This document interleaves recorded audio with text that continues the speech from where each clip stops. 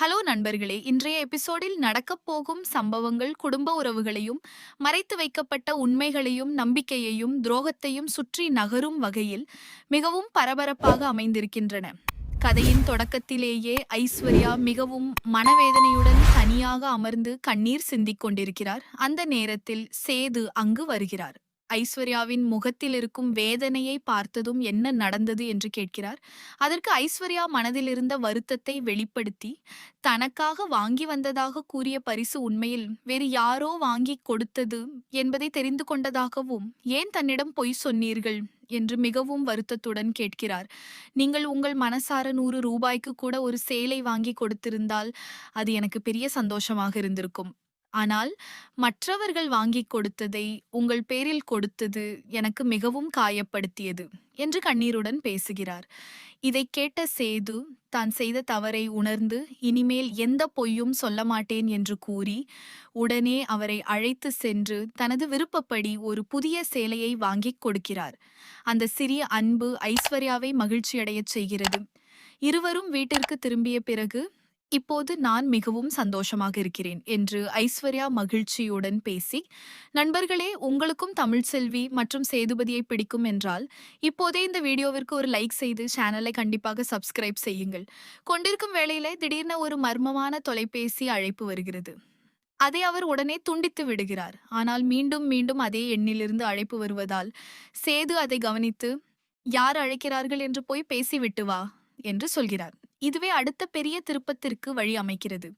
வீட்டை விட்டு சற்று வெளியே சென்ற ஐஸ்வர்யா யாரும் தன்னை பார்க்கிறார்களா என்று சுற்றி நோக்கி மிகவும் பதட்டத்துடன் அந்த அழைப்பை ஏற்கிறார். ஆனால் அவருக்கு தெரியாமல் அருகில் கருப்பு நின்று கொண்டிருந்தார்.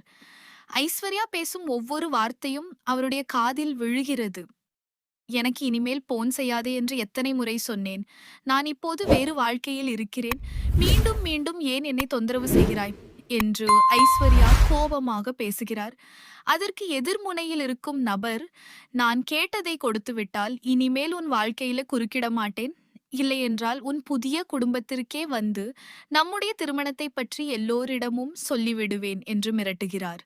இதை கேட்டதும் ஐஸ்வர்யா இன்னும் அதிக பதட்டமடைந்து, என்னுடைய வாழ்க்கையை கெடுக்க நினைக்காதே, நீ யாரிடமும் ஏதாவது சொன்னால் உனக்கு நல்லது நடக்காது என்று கடுமையாக எச்சரித்து அழைப்பை முடித்து விடுகிறார்.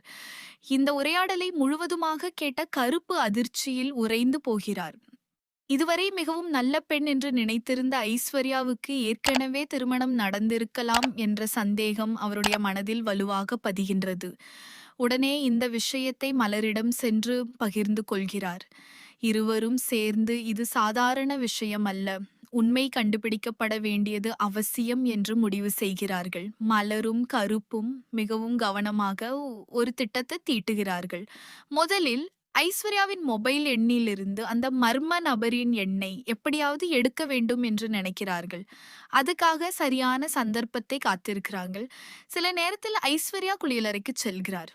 அந்த நேரத்துல சேது குழந்தையுடன் விளையாடிக் கொண்டிருக்கிறார். இதை வாய்ப்பாக பயன்படுத்திய கருப்பு ஐஸ்வர்யாவின் மொபைலை எடுத்து மலரிடம் கொடுக்கிறார். மலர் வேகமாக அந்த எண்ணை குறிப்பெடுத்து மீண்டும் மொபைலை பழைய இடத்தில் வைத்து விடுகிறார். பிறகு இருவரும் சேர்ந்து அந்த எண்ணிற்கு அழைத்து குரலை மாற்றி பேசுகிறார்கள். எதிரில் இருந்த நபர் சந்தேகப்படாமல் பேச ஆரம்பிக்கிறார். சில நிமிடங்களில் அவர், நம்முடைய திருமண புகைப்படங்கள் எல்லாம் என்னிடம் இருக்கின்றன என்று கூறி பல புகைப்படங்களை அனுப்பிவிடுகிறார். அந்த புகைப்படங்களை பார்த்த மலரும் கருப்பும் அதிர்ச்சியில் பேச முடியாமல் போகிறார்கள். பதிவு திருமணம் நடைபெற்ற புகைப்படங்கள், இருவரும் ஒன்றாக எடுத்துக்கொண்ட படங்கள் என அனைத்தும் தெளிவாக இருந்தன. இப்பொழுது உண்மை முழுமையாக கையில் கிடைத்து விட்டதாக அவர்கள் நினைக்கிறார்கள். இந்த விஷயத்தை மறைத்து வைப்பது சேதுவின் வாழ்க்கைக்கு மிகப்பெரிய அநியாயமாக இருக்கும் என்பதால் உடனே குடும்பத்தினர் அனைவரையும் ஒன்றாக கூட்டி உண்மையை வெளிப்படுத்த வேண்டும் என்று முடிவு செய்கிறார்கள். அந்த மாலை வீட்டில் இருந்த அனைவரும் மண்டபத்தில் ஒன்று கூடுகிறார்கள்.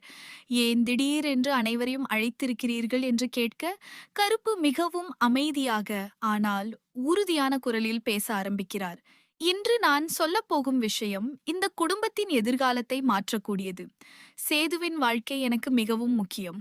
அதனால்தான் எல்லோரையும் இங்கே அழைத்திருக்கிறேன் என்று கூறுகிறார். அனைவரும் குழப்பத்துடன் ஒருவரை ஒருவர் பார்த்துக் கொண்டிருக்கிறார்கள். சேதுவும், "என்ன மாமா, என்ன விஷயம்?" என்று கேட்கிறார். அதற்கு கருப்பு, "நான் கொஞ்ச நேரத்திற்கு முன்பு ஐஸ்வர்யா யாரோ ஒருவருடன் ரகசியமாக பேசுவதை கேட்டேன். பிறகு அவளுடைய போனில் இருந்த எண்ணை எடுத்து விசாரித்தோம். அதில் கிடைத்த ஆதாரங்கள் எல்லாம் பார்த்தபோது ஐஸ்வர்யாவுக்கு ஏற்கனவே ஒரு பதிவு திருமணம் நடந்திருக்கிறது என்பது உறுதியாக தெரிந்தது" என்று சொல்கிறார். இதை கேட்டவுடனே அங்கிருந்த அனைவரும் அதிர்ச்சியில் உறைந்து போகிறார்கள். ஐஸ்வர்யா மட்டும், "இது எல்லாம் பொய், என்னை பழிவாங்கவே இப்படி குற்றம் சாட்டுகிறார்கள்" என்று மறுக்க முயற்சிக்கிறார். ஆனால் கருப்பு அமைதியாக